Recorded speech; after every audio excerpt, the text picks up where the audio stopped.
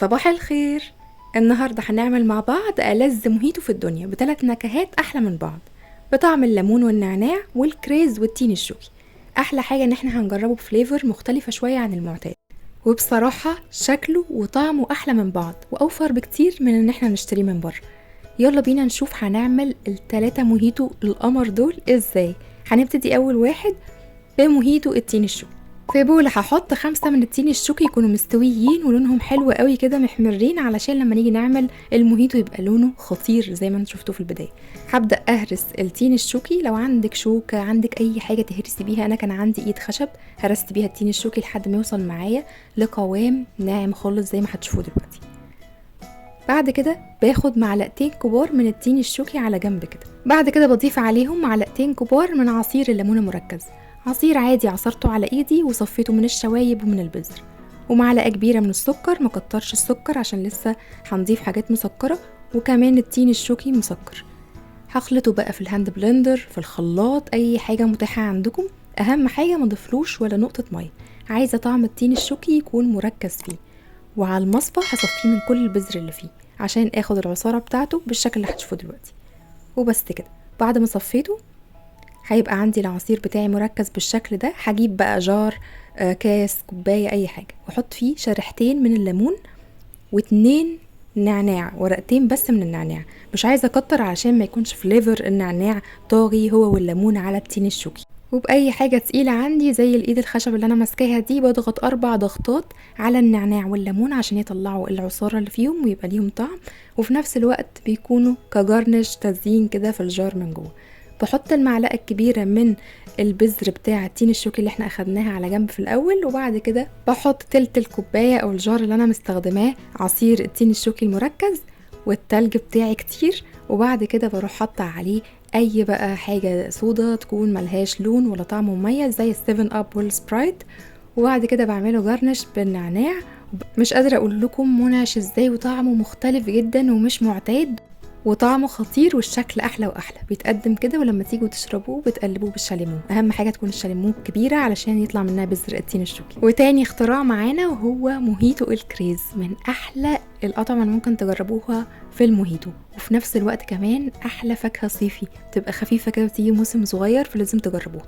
بالشاليمو بنيجي من عند الحته بتاعه البذر وبنضغط كده بالشكل ده لحد ما تطلع من الناحيه التانية، بس بالراحه عشان هدومكم ما تبقعش.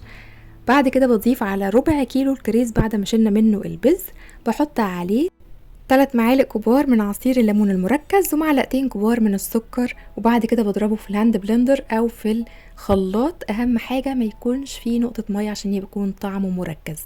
بعد كده في الجار هنعمل نفس الطريقة بتاعة التين الشوكي، شريحتين من الليمون عليهم 2 من النعناع، وبعد كده بأي حاجة تقيلة بهرسهم 4 كده هرسات أو 5 لحد ما يطلعوا الفليفر اللي جواهم. بعد كده بنضيف عليهم عصير الكريز المركز. ولو مش متوفر عندكم الكريز ممكن تستخدموا الفراولة أو التوت الأزرق، أي حاجة من نوعيات الفواكه اللي بتكون فيها الفليفر بتاعها قوي.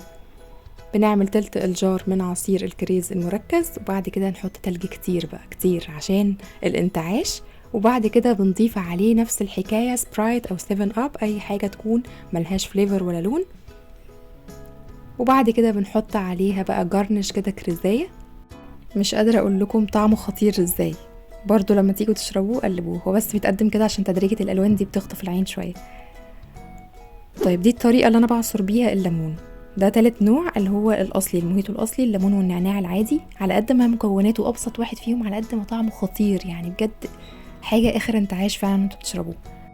دول 3 معالق كبار من العصير الليمون المركز.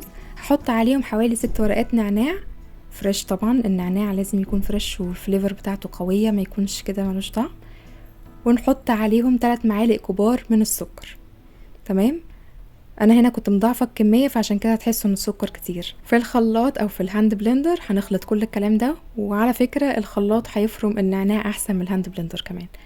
بعد ما وصل معايا الشكل ده واتفرم كل حاجه كويس مع بعض، باخد شويه من عصير الليمون والنعناع، بيبقى حوالي ربع الكوبايه او اقل كمان علشان هو مركز، مش زي مثلا التين الشوكي عايزين نظهر النكهه اللي فيه فحاطين تلت الجار، لا يعني ده اقل شويه علشان ما يطلعش قوي جدا. وبعد كده بنحط ورقتين من النعناع ورقتين من الليمون جارنش، ما هرسناهمش زي التين الشوكي والكريز علشان هما كده كده اصلا طعمهم ليمون ونعناع، فمش محتاجة خالص الخطوة دي. وبعد كده بحط تلج كتير زي ما اتفقنا لزوم الانتعاش، والسبرايت او السيفن اب، ونزين بشريحة من الليمون. اهم حاجة في الوصفات دي كلها ان كل حاجة تكون متلجة، وكمان السبرايت او السيفن اب تكون لسه مفتوحة عشان الستيم كده يعمل انتعاش. مش قادرة اقول لكم حتى احلى واحد فيهم ايه، لان هما التلاتة مفضلين عندي، وممكن تعملوا كذا فليفر مش بس اللي احنا قدمناهم النهاردة بنفس الطريقة. هتلاقوا كمان على القناة وصفة فرابتشينو ميلك شيك بينا كولادا، جربوا اللي تحبوه واللي المكونات متوفرة عندكم، وبصراحة كلهم احلى من بعض. اتمنى من كل قلبي ان الوصفة تكون عجبتكم. كنت معاكم نسمة الخياط، استنوني في فيديو جديد من وصفاتي، وما تنسوش اعملوا سبسكرايب للقناة وفعلوا الجرس عشان يوصل لكم كل جديد، ولايك وشير. باي باي.